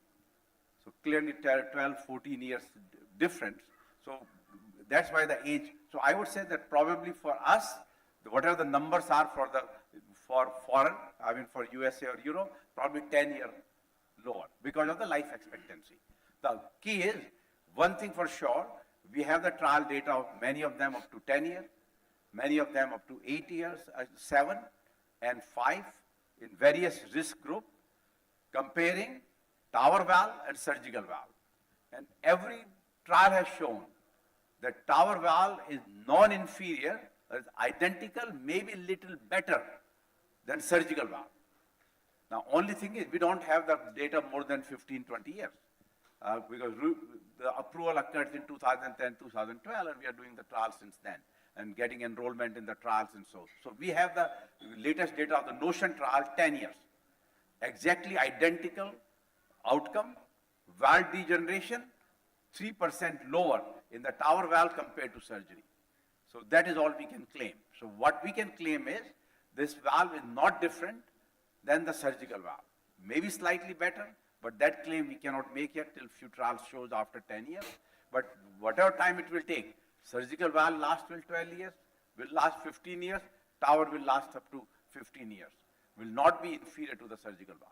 Is there any R&D going on to increase the expectancy of life of the wall or not yet? Sorry. Life of the wall, research and development of life Yeah, of so wall. so that's another point. So why the tower valve degenerate? The same way why the surgical valve degenerates. What happened is, same like aortic valve degenerated originally, wear and tear through the high flow, calcium deposit, that's the most common valve degeneration. Some do decrease, cause the regurgitation, majority are with the stenosis, degeneration point of view. Now, the new valve material, there's a valve material called Resilia. And Resilia actually started with the surgeons. They have been using it for 5-7 years, and they actually have a degeneration of 2% at 7-year follow-up, latest data, 2% only. So that means that valve may last 20 years. So what we did is, we put that Resilia valve on the tower valve with the Sapien, Edward company, the Sapien Ultra Resilia. So not available in India yet. They will introduce that in first quarter of next year. But in United States, we are using Resilia valve in everyone. With the expectation that 10 to 12 years time which we are saying of the valve degeneration may go to 20 years. So if it goes to 20 years, then you'll have a low threshold of replacing at the age of 60, where we think that person going to live 20 or 15, 20 years will require only one procedure. So all that will depend, one, improving life expectancy, second, improving the life duration of the valve. So those interplay are happening, but key is the time you replace the valve surgically or transcatheter, valve degeneration is identical at follow-up. So only big difference is the cost. And that's a big. The cheapest way, what we can do, the MyValve. The MyValve package, knowing that we want to make it more affordable, extend this valve therapy, it can be done between around 12 lakh rupees, which is the MyValve. If you take American valve, the same, with the cheapest and cheapest will cost you 22 lakh, because valve itself is 18 lakh. Now, on the contrary, 12 lakh compared with aortic valve surgery, that could be done in 2.5 lakhs, maybe maximum 3. So cost is definitely a big factor in adoption of this exciting, life-changing therapy in India. In America, it doesn't matter because everything gets reimbursed by the government, by the insurance companies, the Medicare and so. Here, insurance companies, actually few of them have now the package for the TAVI about 12 lakh rupees and so, 12 to 14, which is good. Patient doesn't have to pay any cost, but not all, very few. I think the government services, government is still in the process. It's still not been approved. So going through that process, the cost is the very big factor in adoption of this technology here. Thank you. Quality, no question, because you 2 months versus 2 days. We actually are publishing data that patient can be discharged. Some selected patient can be discharged. You do a tower at 8 a.m., go home at 8 p.m. Go home, ambulatory the tower. Thank you, Sumeen sir. Thank you, Prem sir. A big round of applause for the third session. I welcome Dr. Priyanka Mann to provide the vote of thanks. Yeah.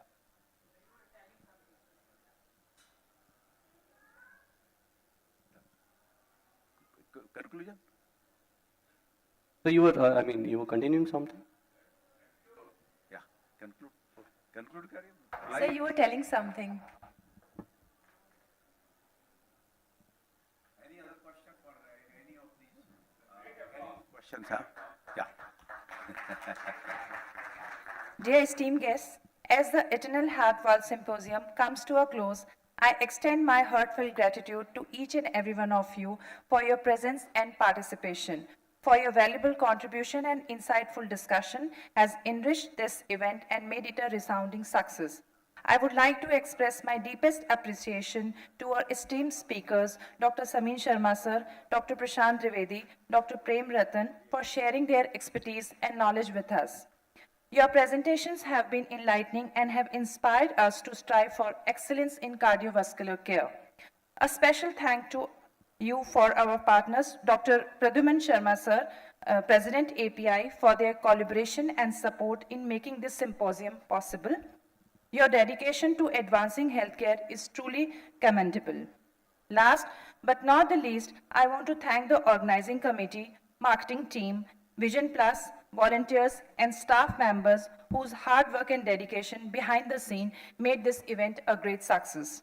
Thank you all once again for your invaluable contribution and commitment to excellence. Thank you so much.